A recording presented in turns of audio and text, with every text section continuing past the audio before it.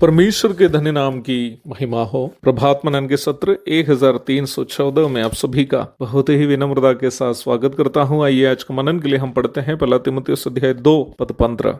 तो भी स्त्री बच्चे जनने के द्वारा उद्धार पाएगी यदि वह संयम सहित विश्वास, प्रेम और पवित्रता में स्थिर रहे। पढ़ी गई पद में कलीसिया के प्रतिनिधि के रूप में बहनों की एक महत्वपूर्ण जिम्मेदारी के बारे में लेखक पौलुस बता रहा है। निम्न पद आत्मिक रूप में और प्रायोगिक रूप में भी अत्यधिक महत्वपूर्ण एक पद है। आदम और हवा की सृष्टि करके अदन में रखने के बाद परमेश्वर के द्वारा उनको दी गई जिम्मेदारियों में एक नई पीढ़ी का प्रजनन था।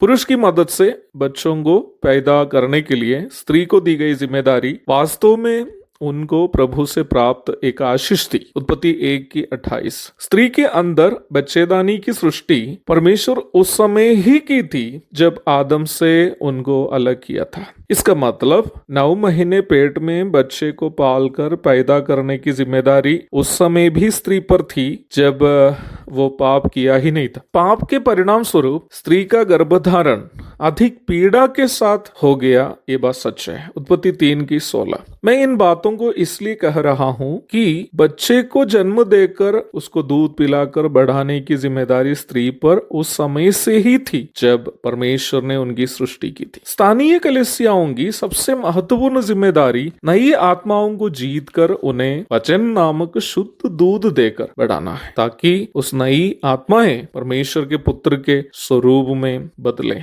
यह बहुत दुखजनक बात है कि वर्तमान काल के अधिकांश विश्वासी लोग कलीसिया को केवल रविवार या अन्य दिनों में इकट्ठे होने की एक सभा या एक स्थान समझते। कुछ लोग कलीसिया को अपनी सांसारिक आवश्यकताएं पूरी करने का एक माध्यम भी समझते हैं, जिसमें कुछ तथाकथित अगुवे भी हैं और तथाकथित विश्वासी भी है।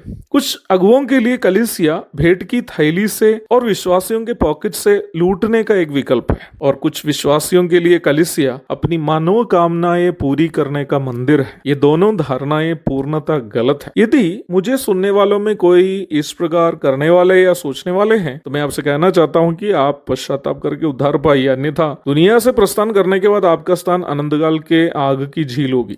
कलीसिया की सबसे महत्वपूर्ण जिम्मेदारी प्रत्येक विश्वासियों के द्वारा आत्माएं जीती जानी है, और जो नए विश्वासी कलीसिया में जुट जाता है उन अगुवे उनकी मदद करे कि वे परमेश्वर के पुत्र यीशु मसीह के अनुरूप पवित्रता में बदलते रहें। स्थानीय कलीसियाओं की सबसे बड़ी जिम्मेदारी यही है और यही होनी भी चाहिए। क्रिसमस, ईस्टर और गुड फ्राइडे के नाम में दुनिया वालों की तरह महंगे महंगे कपड़े पहनकर ग्लैमर दिखाने और नौटंकी करने का जगह नहीं है कलीसिया। चर्च अथवा कलीसिया जिस स्थान में वह है वहां यीशु मसीह की गवाही दे देकर नए लोगों को प्रभु में लाने का, और जो प्रभु में आए उन्हें प्रभु यीशु मसीह के समान बदलने का प्रशिक्षण देने का जगह है। यदि किसी कलीसिया में यह कार्य नहीं हो रहा हो तो वह कलीसिया एक मृतक कलीसिया है। That's a dead church. हम इस बात का मनन कई बार कर चुके हैं कि बहनें कलीसिया के प्रतिनिधि हैं। प्रत्येक परिवार वास्तव में एक स्थानीय कलीसिया का प्रतीक है। पति यीशु मसीह का प्रतिनिधि है और उनकी ये जिम्मेदारी है कि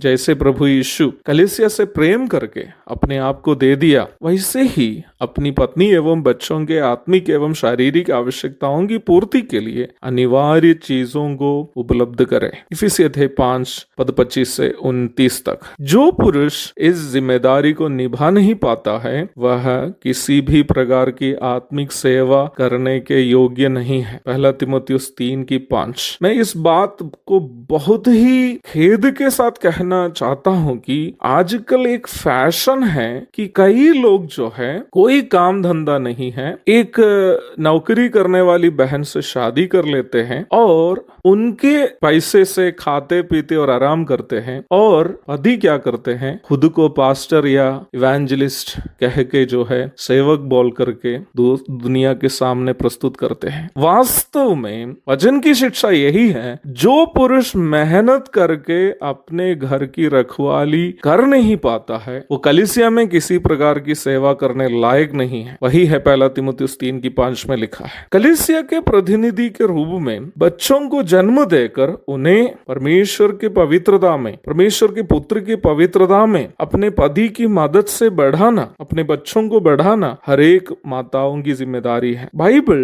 बहनें शिक्षा की प्राप्ति करनी और नौकरी करनी आदि का विरोध नहीं करती है। यदि कोई बहन अच्छी नौकरी करती हो वो पाप नहीं है। अच्छा या कोई भी नौकरी, कोई भी नियमानुसार की नौकरी कोई बहन करती हो वो पाप नहीं है, गलती नहीं है, बाइबल ऐसा सिखाती भी नहीं है। पर यदि कोई बहन नौकरी के बहाने, नौकरी करने के बहाने अपने बच्चों को आत्मिकता में बढ़ाने में विफल हो जाती है, बच्चों के साथ वो समय नहीं दे पाती हो और उन्हें वचन से समझा नहीं पाती हो, वह बिल्कुल एक पाप है। क्योंकि प्रभु के द्वारा बहनों को दी गई जिम्मेदारी के साथ ऐसी बहनें जो अपने बच्चों के साथ समय नहीं दे पाती हैं, बच्चों को वचन से समझाकर उन्हें प्रभु में बढ़ा नहीं पाती हैं, वो वास्तव में बहुत बड़ा लापरवाही कर रही है। मेरे प्यारो, बड़े भय और दुख के साथ मैं आपसे कहना चाहता हूँ, 19वीं शताब्दी में यूरोप एवं अन्य पश्चिमी क्षेत्र के देशों में अनैतिकता एवं अन्य अपराध बढ़ने का एक मुख्य कारण वहाँ के परिवारों की दयनीय स्थिति थी। परिवार नामक संस्थान वहाँ टूट जाने का मूल कारण ये था कि महिला सशक्तिकरण एवं महिला स्वतंत्रता के नाम में, फेमिनिज्म आदि के नाम में शादीशुदा महिलाएं बच्चों को दाइयों के हाथों में नहीं तो हॉस्टलों में छोड़कर नौकरी करने के लिए जाती थी। रुपये के लोभ में माँ बाप दोनों भगदड़ जब करते थे, बच्चों को नैतिक तथा आत्मिक बातों को कहने वाले कोई नहीं रहा। पश्चिमी सभ्यता को, ध्यान दीजिएगा, बाइबल की सभ्यता नहीं, पश्चिमी सभ्यता को आधुनिक जीवन शैली समझने वाले वर्तमान काल के भारतीय महिलाएं या पूर्वी क्षेत्र के देशों की महिलाएं जब बच्चों को नौकरानियों के हाथों में या हॉस्टलों में छोड़कर रुपये के पीछे भागती हैं, तो समझ लेना आप अपने बच्चों को नरक जाने का रास्ता बना रहे हैं। जैसे कि मैंने कहा, महिलाएं नौकरी करना गलत नहीं है, पर यदि आपकी नौकरी आपके बच्चों को प्रभु में बढ़ाने के लिए एक रुकावट है तो आपकी नौकरी शैतान का एक फंदा है। प्रभु दया करे, इस विषय का अधिक अध्ययन हम कल करेंगे। तब तक के लिए आपसे विदा हो जाता हूँ। अपने आप को परखने और जांचने के लिए आज का मनन आप सबकी मदद करे। धन्यवाद। प्रभु के धन्य नाम की महिमा हो। आमीन।